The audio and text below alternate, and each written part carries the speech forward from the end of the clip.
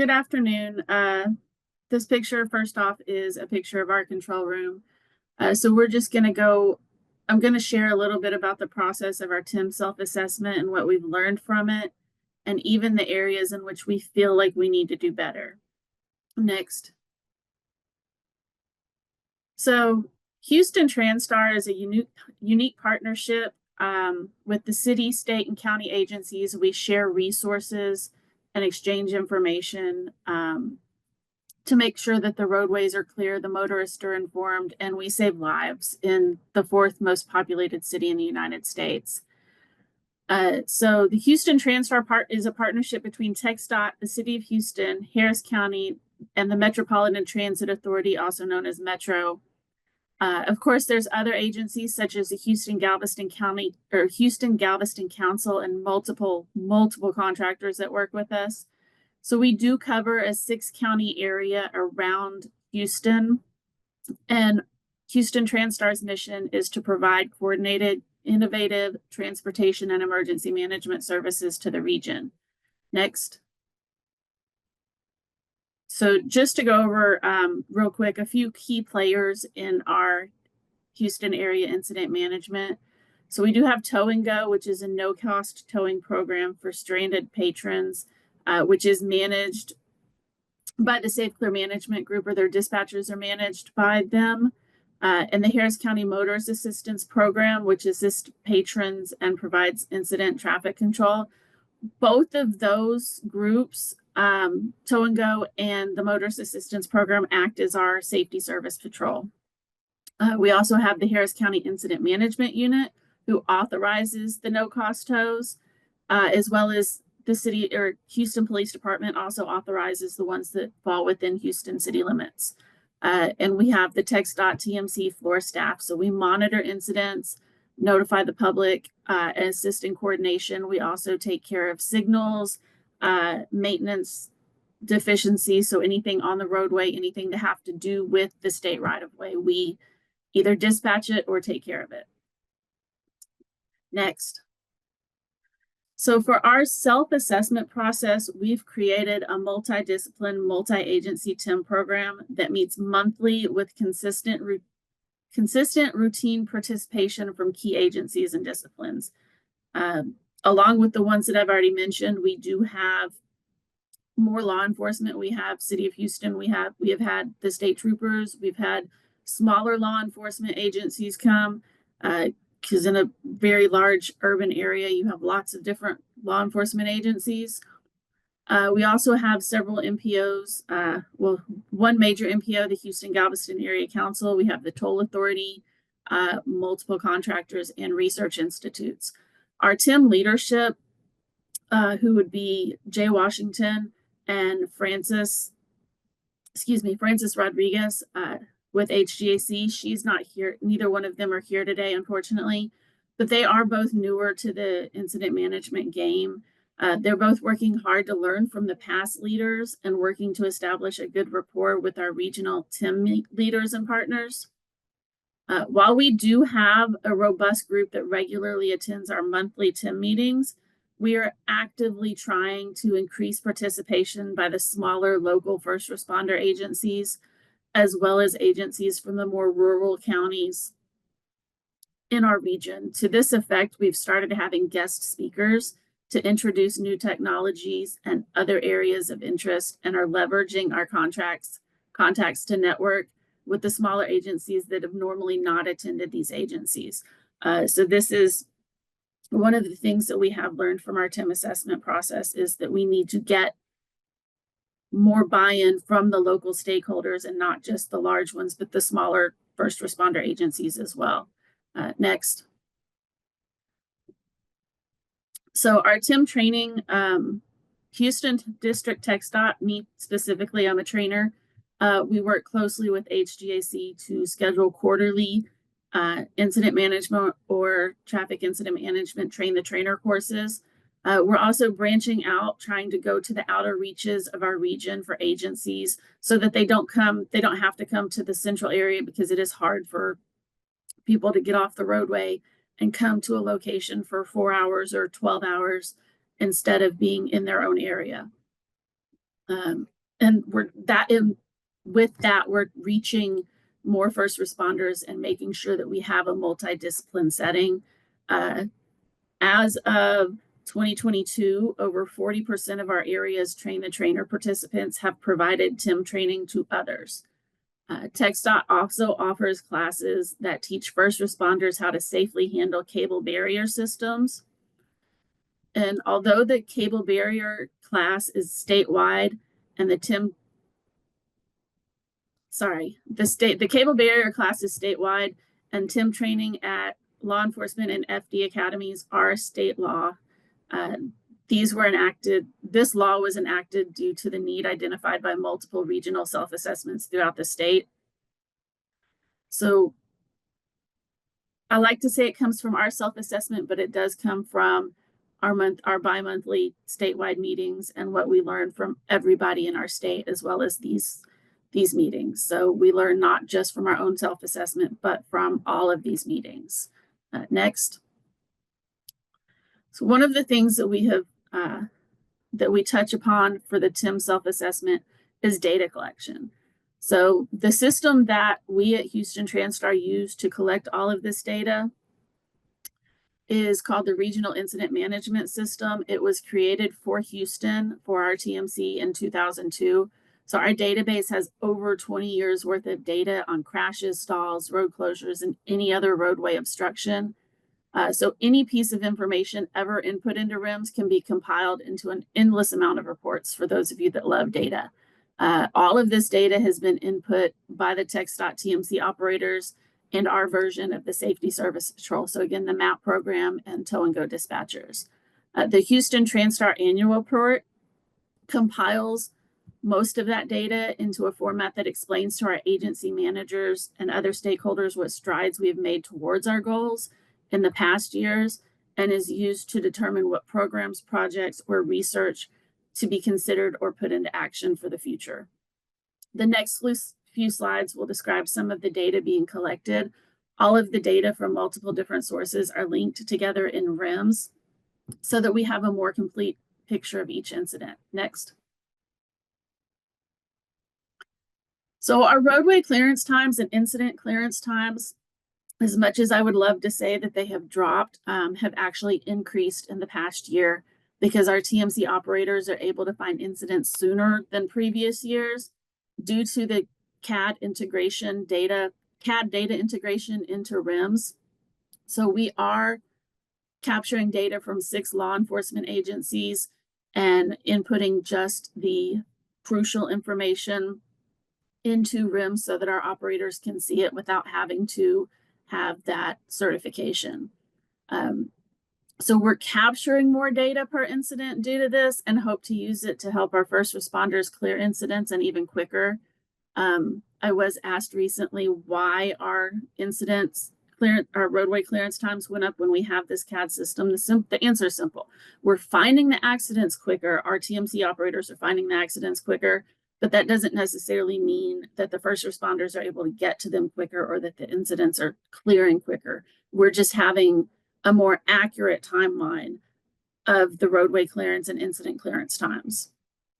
So we also have a system that monitors roadway segments affected by a crash and identifies when traffic returns to normal on those segments. This can help determine the overall impact of an incident, and we can combine this data with CRIS data to show all aspects of the incident.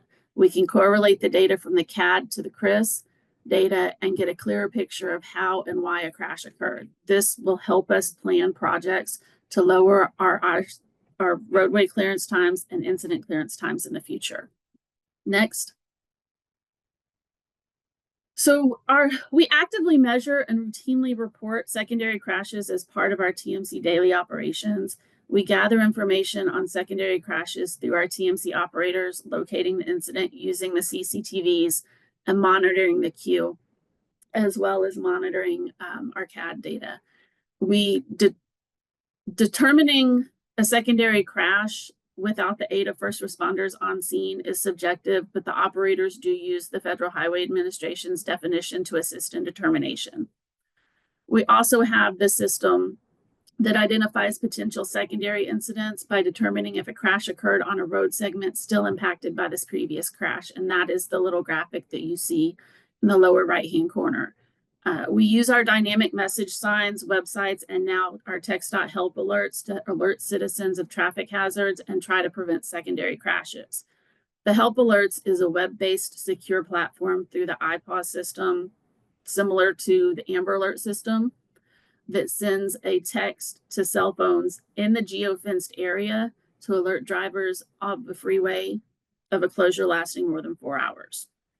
So it only notifies those people that are in the area, doesn't notify the whole state or the whole city, just those that are going to be impacted by it. Secondary crashes is an area where we definitely need improvement, and quantitative performance targets for secondary crash reduction still need to be determined.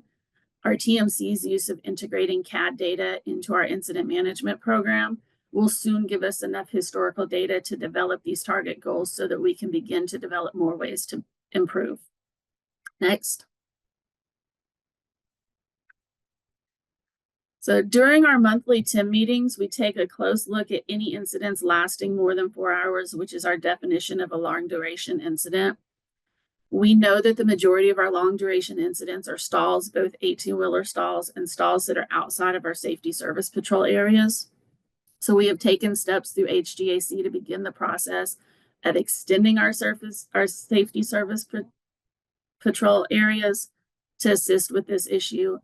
There are ongoing discussions with local law enforcement regarding how to deal with stalled vehicles that have been tagged as abandoned, and how our tow and go and map program should deal with them. Unfortunately, if they're tagged before our safety service patrol gets there, we do have to wait the standard 72, I believe it's either 48 or 72 hours. These discussions are essential due to the large number of different law enforcement agencies in our region, which again, with trying to get more buy-in from stakeholders, should help with those discussions. We also discuss which of these incidents need to be an after-action review.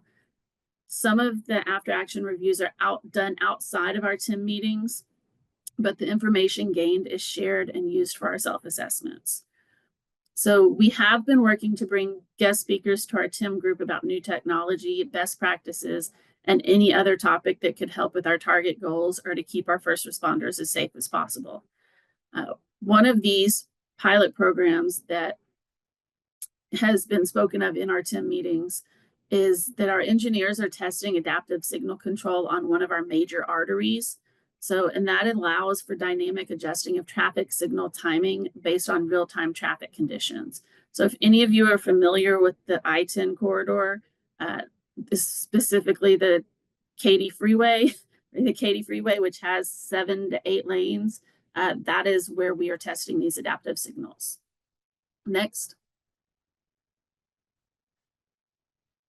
For public outreach, we use a combination of outreach by the Houston Transtar with the It's Only a White Line campaign, HGAC's in-person efforts. I know Francis has gone to several events around town for Spring Fire Department and other agencies to help spread the word about our TIM projects. And TxDOT's public service announcements on the DMSs to educate the public about the driver removal law, known as Steer It, Clear It. We also have PSAs about aggressive driving and drinking and driving and texting and driving. So we're always trying to get these public service announcements out to educate the public. HGAC is also working on more efforts to spread awareness to the traveling public with more outreach programs that are coming later this year or next year. Next.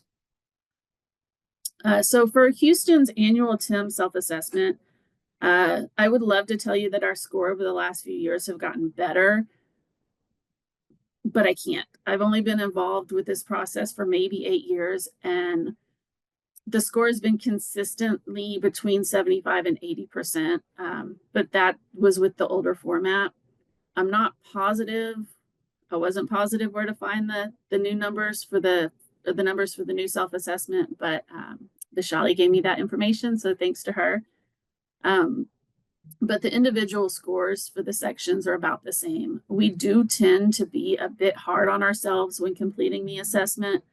but I feel that we should be. If we want to do better and be better about keeping our citizens safe and our first responders safe, then we should always be striving to do better and be better, and just find newer ways to be safe. And if that means being harder on ourselves when we're judging what we're doing, then hopefully that will give somebody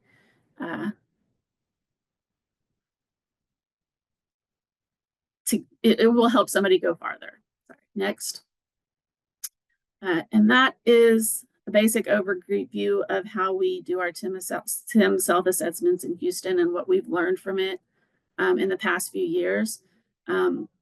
Again, I am Suzanne Johnson. And my direct supervisor, Jay Washington. If you need to contact any of us or have any questions about anything we're doing, please copy this information and feel free to contact us. Thank you.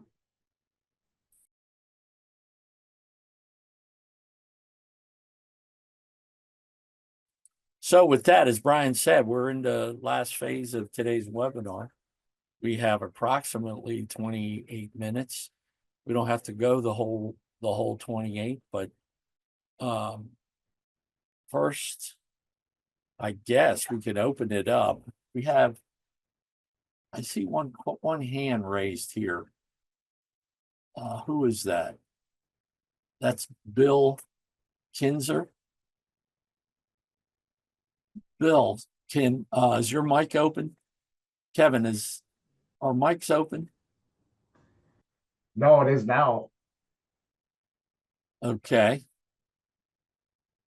Unmute yourself, Bill. Yep, There you go. ahead. Yep. What's your question? I did not have a question. Okay, well, you have a hand raised. I did. Did I raise the hand by accident? Must have. I apologize if I did. Nope, just listening along. No problem, sir. Happens to the best of us. Okay, so questions. We have some canned questions here as and part of Jim, there was one question asked through the Q&A by an anonymous participant, and it was that they work in a county government and they're interested in participating in the self-assessment, recognizing that it's really geared towards state and regional organizations. Is there a better alternative or certain questions geared towards local governments? And Suzanne answered it very well, which is join your local TIM group, if there is one at the state, county, or city or local level. And so I don't know if you had any additional feedback on that question. Well, first of all, I'm not a big fan of anonymous participants. Understood. So I'm sorry to say that. He or she can email me outside of this webinar, and I'll try to help them out. Brian and Suzanne, if you're still there, turn on your cameras. Excuse me, turn on your cameras, please. Shali, I'm just going to go to the canned questions. Sounds good. Starting with if I have trouble getting a full committee together to do the assessment, can I submit a survey for my area without any other responders? Yeah, Jim, that would be absolutely fine. And actually about half the groups do that. It is difficult to get a full committee together just to do an assessment sometimes, but if possible, that is the preferred, because then you're getting a good blend of feedback from across your region. But if a lot of the regions do have a champion or one person that does it, that's absolutely fine. And to your anonymous person, if you feel so inclined, absolutely go onto the website, the self-assessment website, and you can see the questions that we're putting on there. If you feel like that's something you're interested in filling out and submitting. If there is a TIM program and we get one from an individual and from a region, we do cross-pollinate those in our database and try to reach out and figure out which one is the appropriate one and put that person in contact with the right group. So we'll be glad to do that. Thank you, Brian. Question for Suzanne. What do you see as a good opportunity to enhance safe quick clearance in the Houston area? And is more training, response technologies, data, or all the above? I guess Vishali gave me the answers to the question, but you want to add anything there, Suzanne? I would say it's definitely all of the above. We are looking at some maybe AI analytics to help us determine areas that need more resources. But training and data is always useful. Like I said, I'm kind of a data nerd, so give me more data and let me figure out what to do with it. But yeah, it also is going to take a bit more communication between the city, state, and county governments and agencies, because we don't always get along as well as we should. We don't always communicate as well as we should. So I think it's also a people thing. So if we can get more communication and more coordination, that will help a lot. Absolutely. Absolutely. Good answer. Another one for Brian. If I'm in a rural or emerging area, can I still answer all 41 questions? Yeah, absolutely. And like I mentioned, I'm familiar with one of those regions in Georgia outside of Metro Atlanta. They have safety service patrols called CHAMP. They've got dispatch centers that cover those in areas, like Tifton, Georgia, Augusta, Georgia, those types of areas that are not as metrocentric. So you can absolutely do that. And Greg Baumgartner from Battelle put a interesting tidbit in the chat. The assessments are we're adding some functionality to it, and we'll go deeper into that in the August training. But some tools that are in there that are being added this year for collaboration within the TIM team that you're trying to do the assessment with. So some things that'll make that easier for you to get these people to the table and to get their input. But yeah, absolutely. If you're so inclined, fill out the full 41 questions. We're good with that. Excellent. Excellent. Another one for Suzanne. How have you seen support for TIM evolve over the past few years in Houston? So it has become more important as opposed to kind of on the back burner with each agency doing their own thing, but there's definitely been it's been more in the spotlight. So that's a good thing. And it has caused more people to attend the meetings, more people to be interested in it, more agencies coming to the TIM meetings or just coming to the TIM coordinators in general and saying, hey, what can we do to help, or what can you do for us to help us? So it's, as with anything, more acknowledgement is gonna help, because the more people we get involved, the better, right? Absolutely. And a thought that I had earlier, as actually both of you, were going through your presentations. An old friend of mine used to say, TIM programs are perishable. TIM is perishable.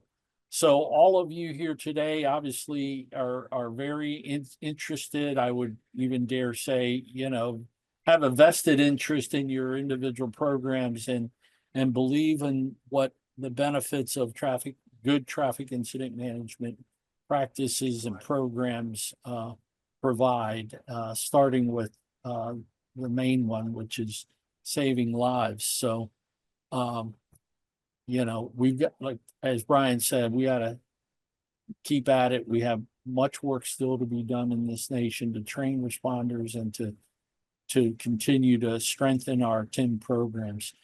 Another question for Brian. I'm new to my role as a TIM coordinator. How do I get past TIM? How do I get past TIM self-assessments for Yeah, my region? it's basically just email us at the FHWA dash Tim dash SA at battelle.org, the link that was Vishali put Yeah. into the chat. If you'll email that to us, and we've had quite a few people do that were new in their roles, shoot us an email and we can pull back the ones from the last 3 years that were done for your region, or we can work with Federal Highways and see if we can pull them from prior to that. But we can definitely get you the ones from 2022 forward. So yeah, just reach out on that email, and it'll blast all of us, and we'll get that to you. Excellent. Thank you. Yeah. And Suzanne, does the Houston region have opportunities to collaborate with the other metro areas in Texas to share good practices and lessons? We do. We have a bi-monthly statewide TIM meeting, which is where we share a lot of best practices. We had one supposed to be last week, was rescheduled for today. So we are able to learn a lot from them, and it's helpful. Also, there's a couple of questions in the Q&A now. So Okay. What do we got here?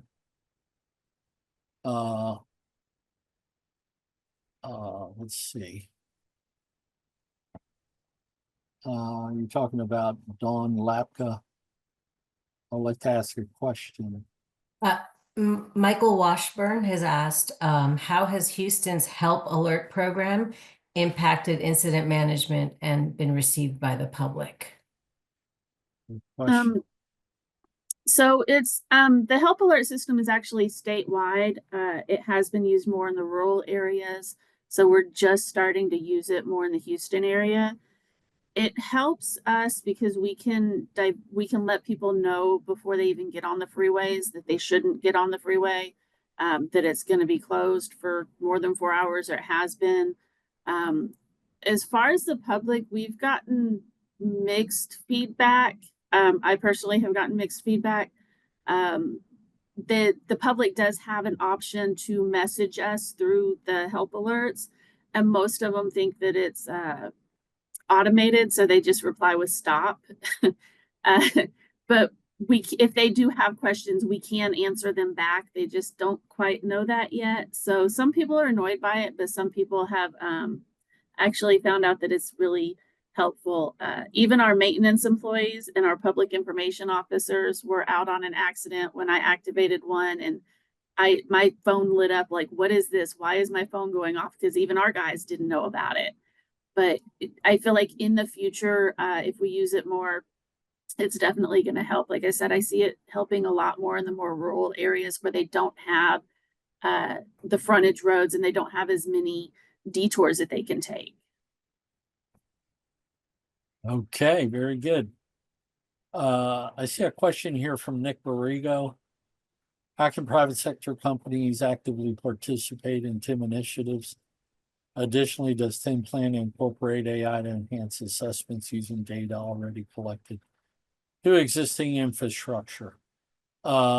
Yes and no. More to come on that, Nick. I'm not in a position to really elaborate on that at this time.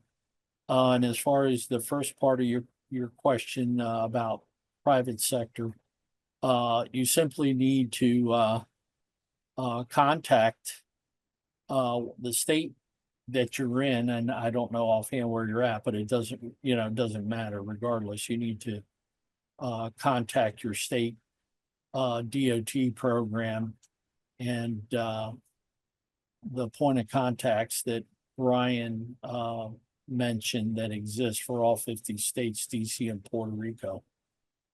There is a list of contacts. So that's the best way for you to communicate, or at least begin communicating some of your thoughts and ideas with state. Yeah, and Jim, Tim. you can also look at you may have a state website or a region TIM program. Google and see if they've got a website, and there's usually a contact button on there that you could connect with them through. Yeah, good point, Brian.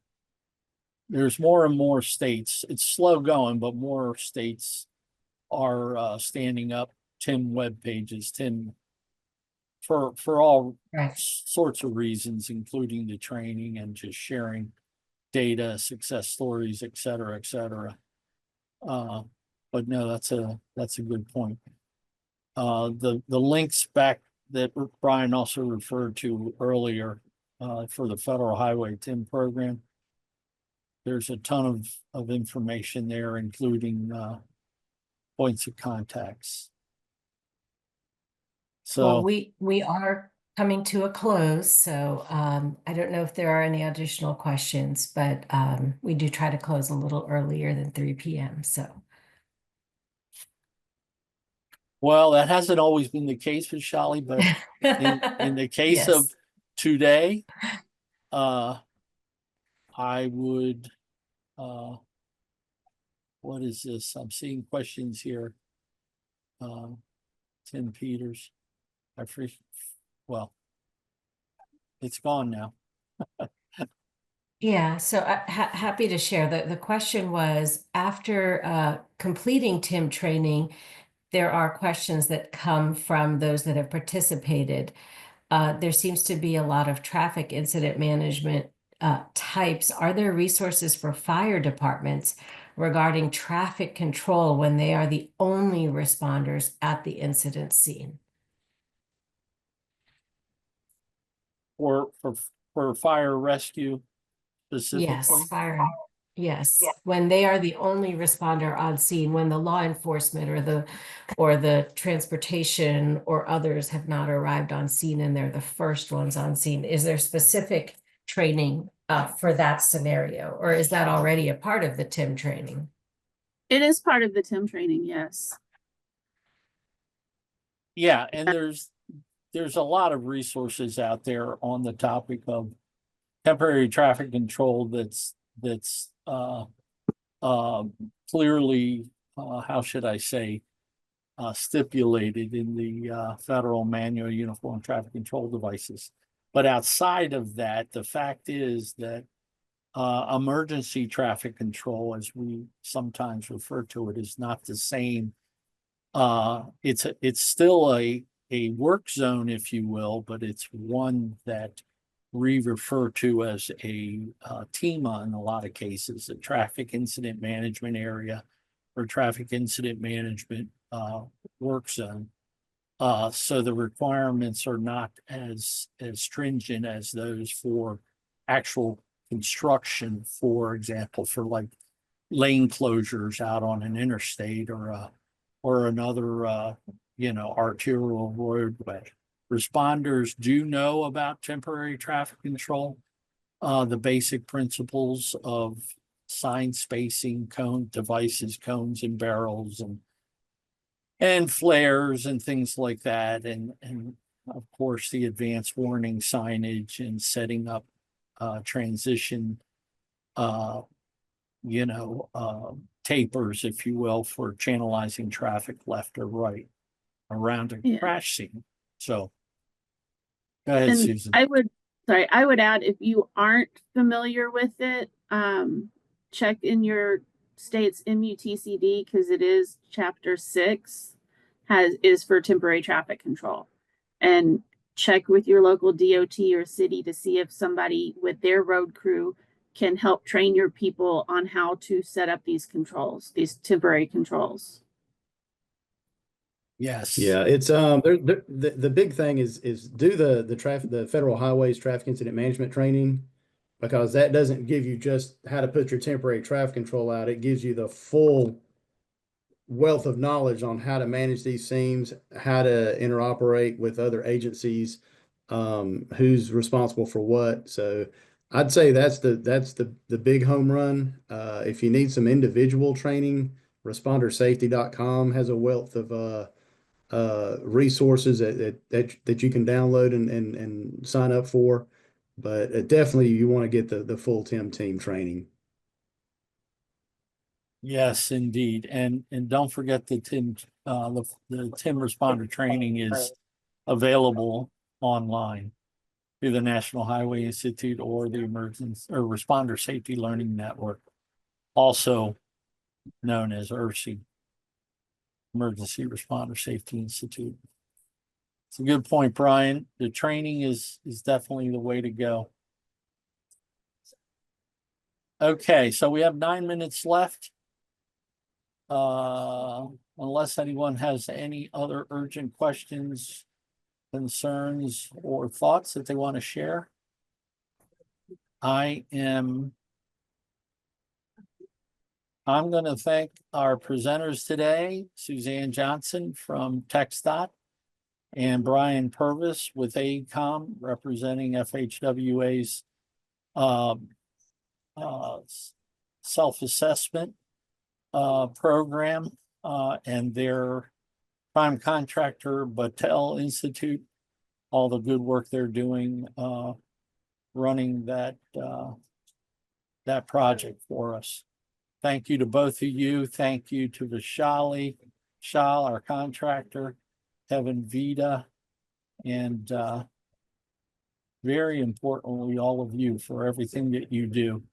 Your focus on this, please, we ask that you continue because it could be your own life or the life of one of your own family members that you're saving. So until next time, and see you then.